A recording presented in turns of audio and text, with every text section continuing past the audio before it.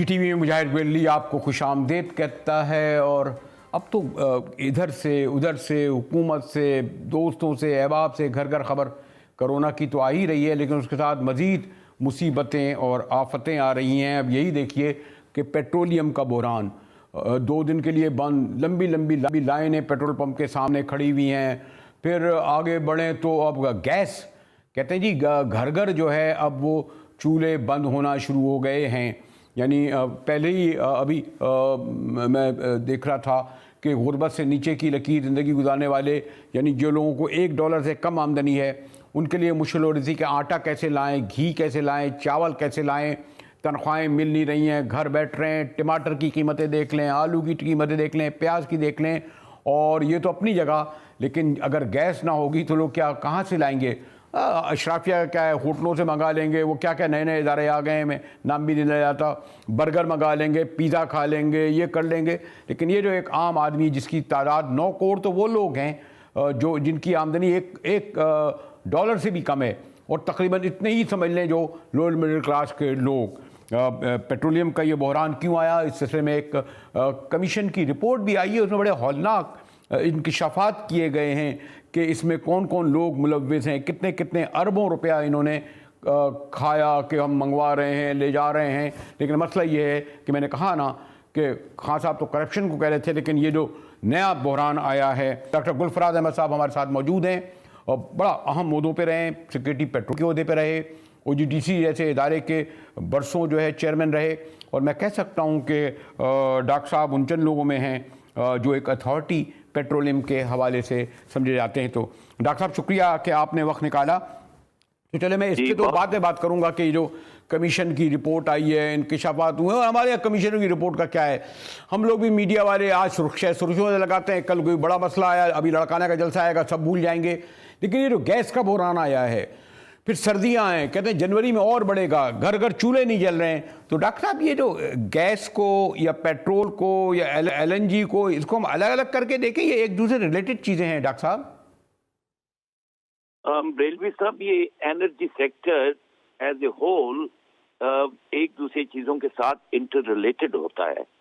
और मैं लेकिन चूंकि आपने बड़ी अच्छे तरीके से तबदील बांधी है, मैं पहली चीज ये कहूंगा कि जो हमारा सिस्टम है गवर्नेंस का या हुकूमत का तरीका है, उसमें ये होता है कि जब लोग इलेक्ट होकर पार्लियामेंट के अंदर आते हैं तो उस वक्त कौम के मसाइल को जानने में आगाज करते हैं।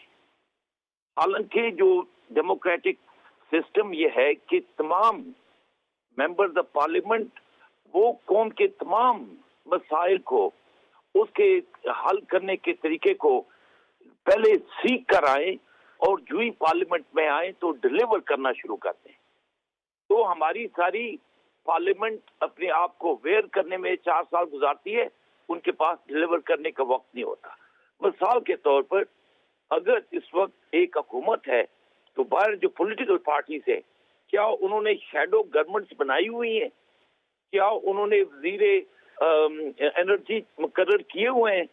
क्या उन्होंने उस पीरियड में डॉक्टर साहब ये तो रवायत है ही नहीं ना। डॉक्टर साहब ये तो आप डेवलप्ड कंट्रीज की बात कर रहे हैं, ये तो रवायत है ही ना। लेकिन मुझे सिर्फ ये मालूम करना है कि हम इसको जिम्मेदार किसको ठहराएं कि हमसे बिल तो दे रहे हैं, टैक्स तो ले रहे हैं, लेकिन ये जो घर में चूल्हा नहीं जल रहा, गैस नहीं आ रही, ये लंबी जो ये जो मोटरसाइकिल वाले कराची में शायद 15 लाख लोग हैं, ये बेचारे 100 रुपए में दिन भर चलाते हैं, इसका जवाब क्या है? इसका जवाब सिर्फ हुकूमत है या कोई और सबब है? इसकी कंपनियां हैं, कोई माफिया है, कौन है डॉक्टर साहब? जैसे मैं पहले कह चुका हूं, तो पहली जो इसकी जड़ है कि ना ही हुकूमत और ना ही अपोजिशन के लोग अपने आप को इस काबिल बनाते हैं कि वो कौम के मसाइल को अच्छी तरीके से हैंडल कर सके। चलिए ये तो होगी बात यह है कि जाहिर है इस वक्त एग्जीक्यूटिव पावर लोगों को सर्विस डिलीवरी की हुकूमत के पास है, और अगर इस वक्त कोई शॉर्टफॉल हो रहा है तो पहला सवाल हुकूमत पर ही आता है।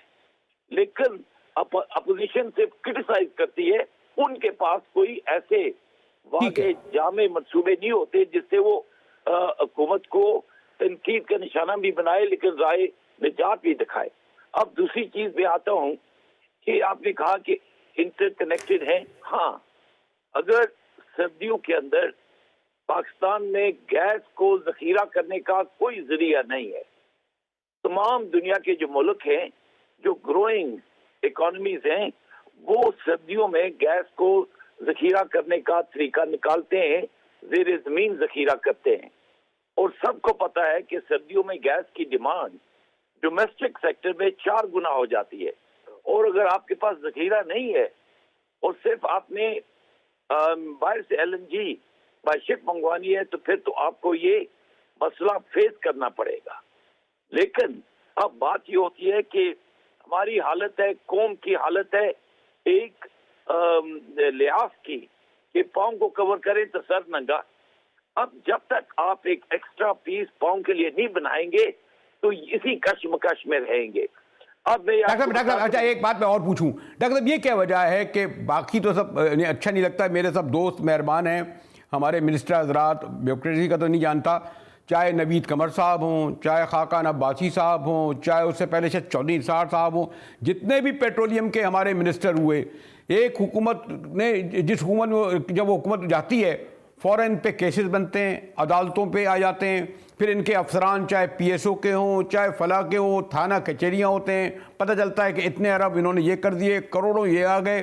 तो ये मैं मुस्तकिल कोई 20 साल से तो ये किस्से कहानियाँ पढ़ रहा हूँ, सुन रहा हूँ, इन लोगों से बातें भी करता हूँ।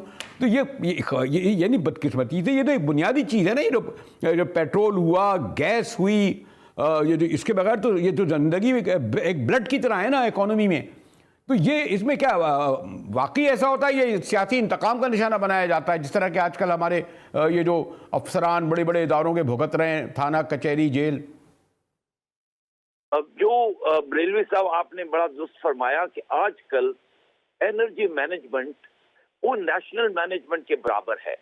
यानी अगर आपकी एनर्जी एफिशिएंसी और सिक्योरिटी बन जाती है तो आपकी इकोनॉमिक सिक्योरिटी बन जाती है, आपकी नेशनल सिक्योरिटी बन जाती है।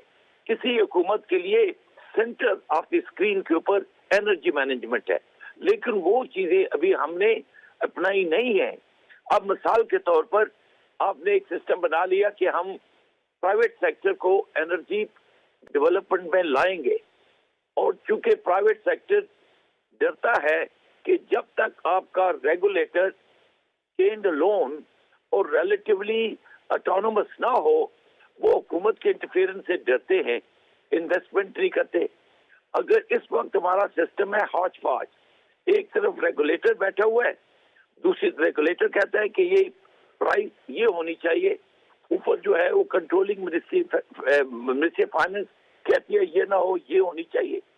अब जब ये कोई मसला बन जाता है तो कोई एक ऐसा अदारा नहीं जिसके ऊपर आप उंगली लगाएं, सभी इस जो एक लिहाज से लैक ऑफ एफिशिएंसी है, सभी उसके जिम्मेवार है।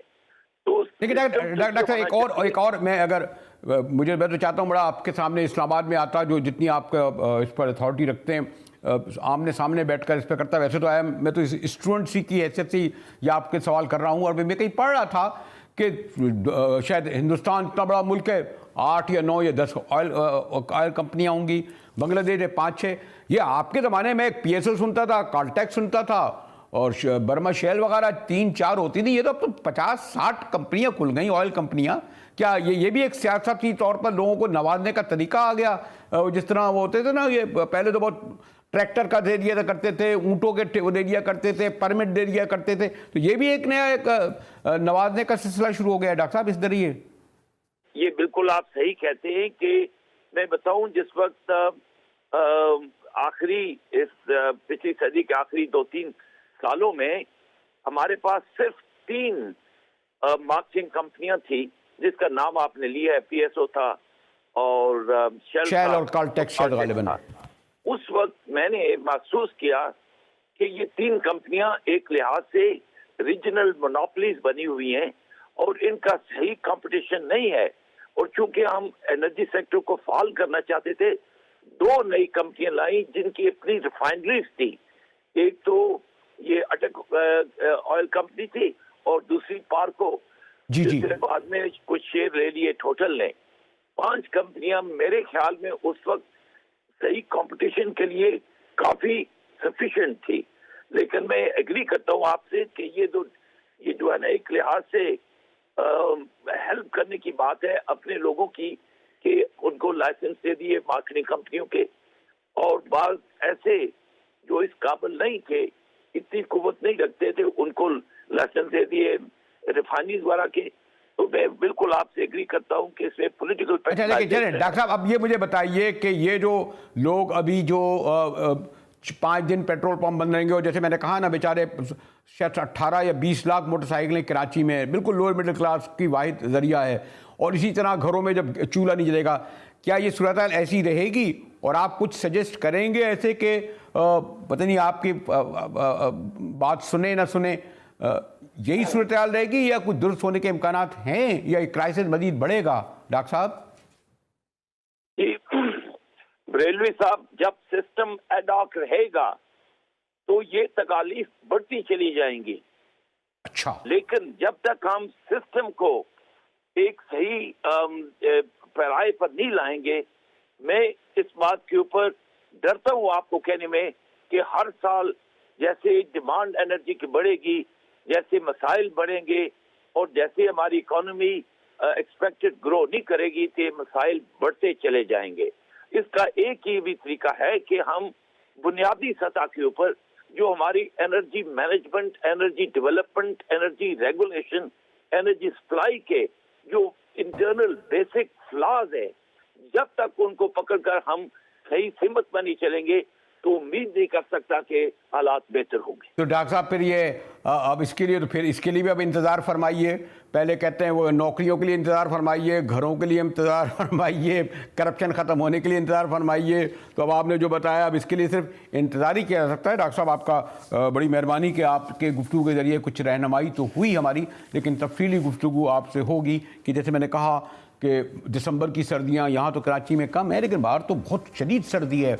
बग़ैर गैस के और बग़ैर जो लोग तो फिर बेचारे वही करते हैं, लकड़ियाँ वकड़ियाँ, वो ज़माना भी ख़त्म हो गया जैसे हम कर लिया करते थे। लेकिन एक बड़ा इशू इस और हुकूमत के हवाले से उभर कर आया है, और सिर्फ हमारे हुकूमती तर्जुमान बयानबाजी के ज़रिए इस क्राइसिस को या फिर अपोजिशन पर रख कर छोड़ देते हैं। गुफ्तगू करेंगे कोरोना पर, और किस तेज़ी से फैल रहा है। जैसे मैंने कहा ना, घर घर से आहो बका की सदाएं सुनाई दे रही हैं। हमारे साथ रहिएगा, मिलते हैं एक ब्रेक के बाद।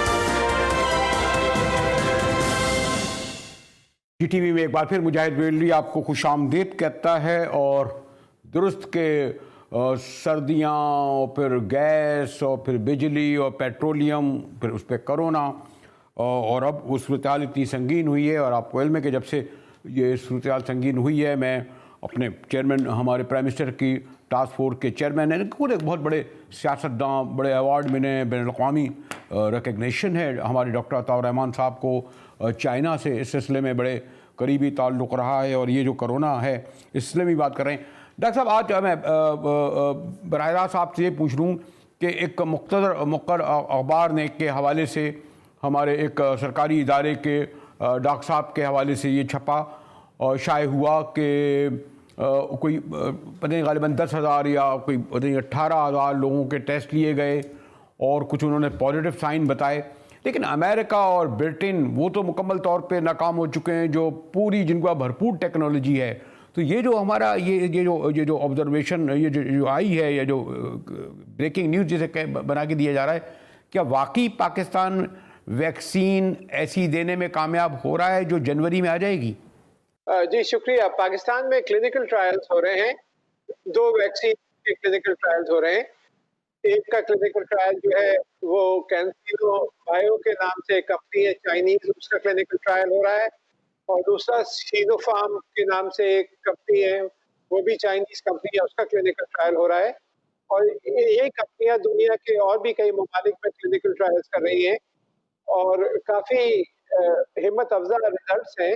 और ये हमारे पाकिस्तान में डेवलप नहीं गई वैक्सीन, ये चाइनीज वैक्सीन है और वहाँ उनकी कंपनियां हमारे यहाँ क्लिनिकल ट्रायल्स कर रही हैं और इनकी रिजल्ट्स यकीनन बहुत हिम्मत अफजा हैं और मुझे उम्मीद है कि जब ये कमर्शलाइज होंगी, जो कि जनवरी या फरवरी से कमर्शलाइज होगी, तो पाकिस्तान को तरजीही बुनियाद पर ये वैक्सीन मिलना शुरू होंगी और मुनासिब कीमतों से मिलना शुरू होंगी, क्योंकि ये एग्रीमेंट्स कर रखे हैं हमने उन कंपनियों के साथ। लेकिन जो ज्यादा खतरनाक बात है वो जिसका आपने अभी जिक्र किया, ये वायरस म्यूटेट कर रहा है और बर्तानिया में इसका एक वेरिएंट अभी देखा गया है, जिसकी वजह से सारी फ्लाइट्स बर्तानिया की जो बंद कर दी गई है। बर्तानिया से जो लोग जाना चाह रहे थे या वापस आना चाह रहे थे, सब फ्लाइट सस्पेंडेड है, क्योंकि यूरोप के ममालिक जो हैं और ऑस्ट्रेलिया और दूसरे ममालिक ये नहीं चाह रहे हैं कि ये वायरस जो है, इसका जो ये वाली वैरायटी वायरस की है, ये फैल जाए। तो पाकिस्तान को भी फौरी तौर पे बर्तानिया से सारी फ्लाइट्स को रोक देना चाहिए, ताकि ये वाला वायरस का जो वैरायटी है ये पाकिस्तान में आके फैलना शुरू न हो जाए, क्योंकि ये 70% ज्यादा एग्रेसिव है उस वायरस से जो कि ओरिजिनली चाइना में पाया गया था। तो ये बहुत खतरनाक बात है और हमें बहुत एहतियात की जरूरत है। डॉक्टर एक मैं आपकी तवज्जो दिलाना चाह रहा था, गो के आपका काम तो बिल्कुल इस तरह नहीं है सरकारी तौर पर या इदारों को डील करना, लेकिन हमारे डॉक्टर फैसल सुल्तान बड़ी इसमें मेहनत कर रहे हैं, पूरी टीम काम कर रही है। लेकिन ये जो केसेस बढ़े हैं, जो लोग जा रहे हैं, तो वो लोग कर रहे हैं प्राइवेट अस्पतालों का रुख। और मेरा ज़ाती तजर्बा यह है कि जो प्राइवेट अस्पतालों का रुख करते हैं, पहले वो एडमिट नहीं करते, कहते हैं हमारे जगह नहीं है, फिर वो मुंह मांगे दाम मांगते हैं। बड़े मोतबर इदारे जिन्होंने एम्पायर्स खड़ी की गई, वो इस नागहानी आफत में भी जो है वो बिल्कुल फैक्ट्रियों की तरह अस्पतालों को चला रहे हैं। हालांकि जो अस्पताल खुलते हैं वो मॉरली प्रोफेशनली इस बात के पाबंद होते हैं, पहले मरीज़ को देखो, ये देखो कि वो किस हाल में है, और उनके पास बहुत सारे फंड होते हैं। तो ये भी ज़रा सा आप तवज्जो दिलाने की ज़रूरत है हुकूमत को, पता नहीं वहाँ तक पहुँच रही है या नहीं है, कि लोगों के साथ ख़ासतौर में जो कराची का तजर्बा है, कोई अच्छा उनको ट्रीटमेंट नहीं मिल रहा, बल्कि आप सोचें कि जिस पे गुजर रही होगी, सांस उखड़ रही होगी उसकी, उसके अदा पे क्या गुजर रहा होगा, पैसों पे जोर और एडमिट करने में मुश्किलात। डॉक्टर साहब जी बिल्कुल, आपने सही फरमाया। इसको एक कमर्शियल वेंचर के तौर पे काम नहीं करना चाहिए, बल्कि खिदमत के तौर पे काम करना चाहिए। खास तौर पे ये जो मुसीबत पाकिस्तान पे आई हुई है, लेकिन कराची में इस वक्त देखें, इंडस हॉस्पिटल है, जाव यूनिवर्सिटी ऑफ हेल्थ साइंसेज है, यहाँ पे फ्री में ये टेस्टिंग हो रही है। तो और हॉस्पिटल्स को भी चाहिए कि अगर फ्री नहीं कर सकते तो कम से कम बहुत कम कीमत में इसकी टेस्टिंग करें, सिर्फ पैसा कमाने की कोशिश नहीं करें। और यही कराची के अलावा दूसरे शहरों में भी ये हमें एहतियात करनी चाहिए, ताकि इस वक्त जो लोगों को जो जरूरत है, खासतौर पे जो गरीब लोग हैं जो अफोर्ड नहीं कर सकते, उनको फ्री में हम ट्रीटमेंट दें। और मुझे उम्मीद है कि जो हेल्थ कार्ड का जो सिस्टम है, जो केपी में इंट्रोड्यूस हुआ है, वो पंजाब में भी हो रहा है, उसके तहत ये टेस्टिंग भी फ्री होगी और वैक्सीन भी फ्री में मुहैया होगी इंशाअल्लाह। और दूसरे सूबों को भी इसी को फॉलो करना चाहिए, जो पॉलिसी केपी ने इख्तियार करी है और जो पंजाब इख्तियार कर रहा है। शुक्रिया डॉक्टर अताउर रहमान साहब। जैसे मैंने कहा कि डॉक्टर साहब हमारी रहनुमाई फरमाते रहे हैं, लेकिन इस कोरोना का एक और बड़ा इम्पैक्ट सारी दुनिया में हो रहा है और हुआ है, और वह है मईशत। यानी जो दुनिया की बड़ी बड़ी मईशतें, कहते हैं कोई 90 अरब डॉलर का अब तक नुकसान हो चुका है, और शायद सारी दुनिया में जो गरीबों की तादाद में जो इजाफा हो रहा है या होगा वो कोई 15 करोड़ से ज़्यादा होगा। पाकिस्तान में भी कोई कहते हैं कि जी 1 साल में 2 करोड़ मज़ीद लोग गुर्बत से नीचे जाएंगे, रोज़गार से महरूम होंगे, सियाहत, ट्रैवलिंग, ये सब कुछ जो है बेशतर हो रही है। फिर महंगाई अपनी जगह बढ़ रही है। मुमताज़ माहिर मईशत डॉक्टर फ़ारूक सलीम मेरे साथ हैं। डॉक्टर साहब, एक तो माशाल्लाह आप पूरे इदाद-ओ-शुमार, मुस्तंद इदाद-ओ-शुमार के साथ बात करते हैं। ये जो महंगाई है, इसका सबब कोरोना है, क्योंकि दुनिया में तो यही कह रहे हैं। पाकिस्तान में क्या सूरत हाल है? ये सिर्फ कोरोना के सबब है या हुकूमत की जो माशी इक़्तिसादी पॉलिसियाँ रही हैं, जो इनके इक़्तिसादी मैनेजर दावा करते रहे हैं और बार बार वो तब्दील भी होते रहते हैं? आप किसे समझते हैं डॉक्टर साहब ज़्यादा इसका ज़िम्मेदार? देखिए, एक मईशत होती है मईशतदानों की और एक मईशत होती है आम पाकिस्तानी की। मईशतदानों की जो मईशत है उसके ऊपर बेशुमार मईशतदान आपस में बैठ के घंटा भर बहस, कई घंटे बहस कर सकते हैं। जो मईशत है आम पाकिस्तानी की, वो मैं समझता हूँ कि 3 चीज़ों के इर्द-गिर्द घूमती है। वो है आटे की कीमत, वो है बिजली की कीमत और वो है चीनी की कीमत। ये 3 चीज़ों के इर्द-गिर्द आम आदमी की मईशत घूमती है। अब जब हम सवाल करते हैं कि मईशत का क्या हाल है, यकीन जानिए मुजाहिद साहब, आपको कोई मईशतदान नहीं चाहिए इस सवाल का जवाब देने के लिए। मुझसे बेहतर जवाब आपका प्रोड्यूसर दे सकता है, आपका कैमरामैन दे सकता है। हर वो पाकिस्तानी जो बाज़ार से गोश्त खरीदता है, सब्ज़ी खरीदता है, महीने के बाद बिजली का बिल देता है, वो जानता है कि उसकी मईशत किस सिमत जा रही है, दुरुस्त जा रही है या गलत सिमत में जा रही है।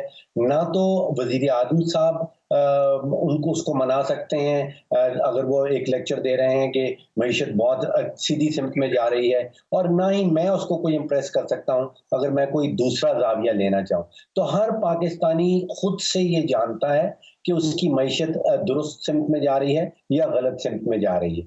अब कोविड का आपने एक नया एंगल इसके अंदर डाल दिया। अब थोड़ा सा टेक्निकल मामला आ जाएगा।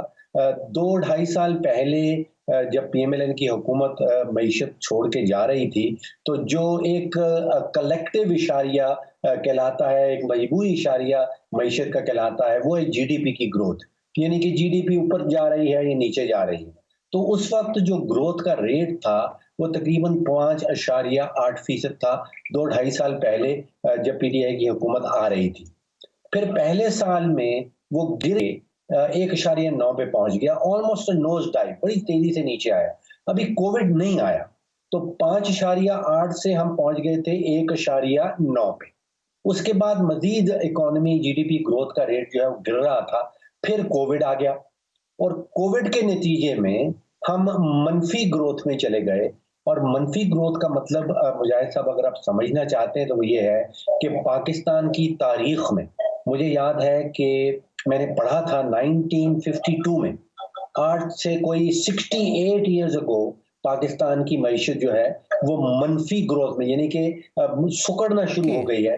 वो सिर्फ एक दफा पिछले 68 ईयर्स में हुआ और अब वो लास्ट ईयर जो फिस्कल ईयर गुजरा उसमें मनफी ग्रोथ में, यानी कि नेगेटिव में चली गई। तो जिसका मतलब ये है, अब नेगेटिव का क्या मतलब, इसका मतलब ये है कि पाकिस्तान में 12 से 13 लाख पाकिस्तानी जो हैं, जो लेबर फोर्स के अंदर आ रहे हैं, जो हमें नौकरियां क्रिएट करनी है, वो सारे के सारे जो हैं वो बेरोजगार रहेंगे, उनको नौकरी नहीं मिलने वाली। नेगेटिव ग्रोथ का मतलब ये भी है कि जो ऑलरेडी लोग रोजगार हैं वो भी बेरोजगार हो जाएंगे। तो रियल कैजुअलिटीज हैं, जो बेरोजगारी बहुत तेजी से बढ़ी है और फिर इसका नतीजा जो गुर्बत में निकलता है, यानी कि 2 साल पहले जो सर्विस सामने आ रहे थे उसमें तकरीबन मुल्क की 30% आबादी शराय गुर्बत से नीचे रह रही थी। अगर नंबर जानना चाहे तो तकरीबन 7 करोड़, बहुत बड़ा नंबर है, 7 करोड़ पाकिस्तानी आज से 2-2.5 साल पहले जो है वो शराय गुर्बत से नीचे रह रहे थे। आज जो सर्वे सामने आ रहे हैं उसमें तकरीबन 40% पाकिस्तान की आबादी जो है वो शराय गुर्बत से गिर गई है, यानी कि तकरीबन 9 करोड़ पाकिस्तानी इस 9 वक्त करोड़ शराय डॉक्टर साहब, ये तो गुर्बत बड़े से आपने नीचे जो, रह अच्छा रहे हैं। डॉक्टर साहब, अगर मैं ये कहूँ कि आपने जो और हकायक जब डॉक्टर फ़ारूक सलीम कह रहे हैं तो इसका मतलब ये मुस्तनद चैलेंज कर रहे हैं, जबकि हमारे हुकूमती जो हैं इस वक्त जो मीडिया मैनेजर आके वो तो हमें यही खबर दे रहे हैं कि जनाब नहीं, अब तो मनफी इशारे आने शुरू हो गए हैं, उसके लिए दारोशुमार भी है। लेकिन डॉक्टर साहब, ये जो हमारे जो प्राइम मिनिस्टर साहब इब्तिदा में तो आप भी उनकी टीम में थे, तवातुर से ये कहते रहे कि ये जो करप्शन के सबब जो है ये इस वक्त जो है आज हमें इस माशी तबाही को देखना पड़ा। ये कहते हैं कि ये 2 ख़ानदान जो है लूट कर दौलत बहा ले गए, इनकी दौलत इन तक सिमट कर आ गई, यानी इन चीज़ों पे जोर देते थे। और अगर ये यानी और जैसा कि मैं इनको पकड़ूंगा, इनसे पेट फाड़ दूंगा और ये सब कर दूंगा तो मजबूत अशार हो जाएंगे। अब ये आजकल आपने सुना होगा कि कुछ दिनों से अब ये कह रहे हैं कि नहीं जी, मईशत सीढ़ी पे चढ़ गई है, पटरी पे चढ़ गई है, मजबूत इशारे आ रहे हुए हैं। तो क्या इसमें किस हद तक हकीकत है डॉक्टर फ़ारूक सलीम? जी मुजाहिद साहब, वुज़रा की बात सुने, उनके बयानात सुने तो लगता है कि वो किसी और प्लेनेट में रह रहे हैं। वो शायद पाकिस्तान के अंदर नहीं रहते हैं। अजीब अजीब किस्म के बयान सुनने को आते हैं। अभी जो सर्वे हुआ है, एक फ्रांसीसी कंपनी है इप्सॉस के नाम से, शायद आपकी नज़र से गुजरा हो। उन्होंने पाकिस्तानियों से पूछा है कि आपका सबसे बड़ा इशू कौन सा है, तो वो कहते हैं कि हमारा सबसे बड़ा इशू तकरीबन 34-35% पाकिस्तानियों ने, जो 7-7.5 करोड़ पाकिस्तानी ये कहते हैं कि हमारा सबसे बड़ा इशू जो है वो महंगाई का है। फिर कोई 22-23% लोग कहते हैं कि हमारा सबसे बड़ा इशू जो है वो रोजगार का है या बेरोजगारी का है, और उसके बाद 14-15% लोग कह रहे हैं कि हमारा सबसे बड़ा इशू जो है वो गुर्बत का है। सिर्फ 3% पाकिस्तानियों ने ये कहा कि भाई हमारा बड़ा इशू जो है वो करप्शन का है। अब 3% पाकिस्तानी जो है वो कह रहे हैं हमारा सबसे बड़ा इशू जो है वो करप्शन का है। हुकूमत का जो है वो 100% वो कहती है कि हमारा तो और कोई जिंदगी में और कोई एम ही नहीं है, कोई गोल ही नहीं है, सिर्फ और सिर्फ करप्शन का है। तो एक तो ये तजाद और एक ये गैप आपको नजर आ रहा है आम पाकिस्तानी के ज़हन में और जो हुक्मरान जमात है उसके ज़हन में। अच्छा, फिर आप देख लीजिए कि पहले 2 साल, देखिए एक सियासी बयानिया होता है और एक अमल दरामद होता है कि आपने ग्राउंड रियलिटी, आपने ज़मीनी हकीकत के हवाले से क्या किया। अब अगस्त 2018 से लेके और अगस्त 2020 तक हुकूमत का एक खास बयानिया रहा कि जो भी सवाल किया जाए मईशत के हवाले से, किसी और चीज़ के हवाले से, तो जवाब ये आता था कि ये PMLN की वजह से, नवाज शरीफ साहब की कमजोरियों की वजह से, गलतियों की वजह से, गुनाहों की वजह से ये मामला चल रहा है। ये 2 साल PTI ने एक बयानिया बनाया रखा और ये चूरन आप समझिए बिक रहा था। पहले 1 साल मुजाहिद साहब ये बिकता है, आप 1 साल तक ये कहें कि पुरानी हुकूमत हमारे ऊपर ये कर गई, तो ये बिकता है, लोग खरीदते हैं। अगस्त 2020 के बाद आप गौर से अगर देखिए तो ये बयानिया बदल गया है। अब PTI वाले ये नहीं कहते कि आजकल जो मईशत का हाल है ये नवाज शरीफ की वजह से था या ये जरदारी साहब की वजह से था। अगस्त 2020 के बाद एक नया बयानिया सामने आया है PTI की तरफ से, और वो ये कह रहे हैं कि मईशत ठीक हो गई, अब हम सही सिमत में चले गए। तो पहले 2 साल भी एक बयानिया था, उसका जमीनी हकीकत से बहुत कम ताल्लुक था। अब जो अगस्त 2020 के बाद बयानिया आया है कि मईशत ठीक हो गई है, हम सही सिमत पे चले गए हैं, ये भी एक बयानिया है, इसका ज़मीनी हकीकत से कोई ताल्लुक नहीं। शुक्रिया। और डॉक्टर फ़ारूक सलीम जो दादुशुमार के साथ, मुस्नद दादुशुमार के साथ इसमें इंकशाफात भी थे और एक वाज़ेह सूरत दिखा रहे थे आईना हुकूमत के इक़्तिसादी मैनेजर्स को कि आप 2 साल तक क्या कहते रहे, अब क्या कह रहे हैं, हकीकत क्या है। और डॉक्टर साहब का ये कहना कि 9 करोड़ से ज़्यादा लोग जो है वो गुर्बत के नीचे की लकीर ज़िंदगी गुजारने पर मजबूर हो गए हैं, गुर्बत बढ़ रही है। और सिर्फ मैं उसका कोरोना नहीं है, एक बहुत बड़ा अहम मसला इस वक्त और आ गया है, और वो ये कि इमारती यानी कोई 15 लाख लोग आपको पता है कि तकरीबन UAE में हैं, उनसे रिलेटेड कितने घराने होंगे, फिर इससे हज़ारों लोग हैं जिनकी मुलाजमतों का इंतजार करें। इस पर गुफ्तगू करेंगे एक ब्रेक के बाद कि हमारे वज़ीर ख़ारजा तो हंसते मुस्कुराते ये कहकर आ गए कि जनाब बातचीत हो गई है, जल्दी नतीजा आएगा। पता चला कि वहाँ पर इस इशू पर बात ही नहीं हुई, लेकिन इस पर बात करेंगे एक ब्रेक के बाद। हमारे साथ रहिएगा।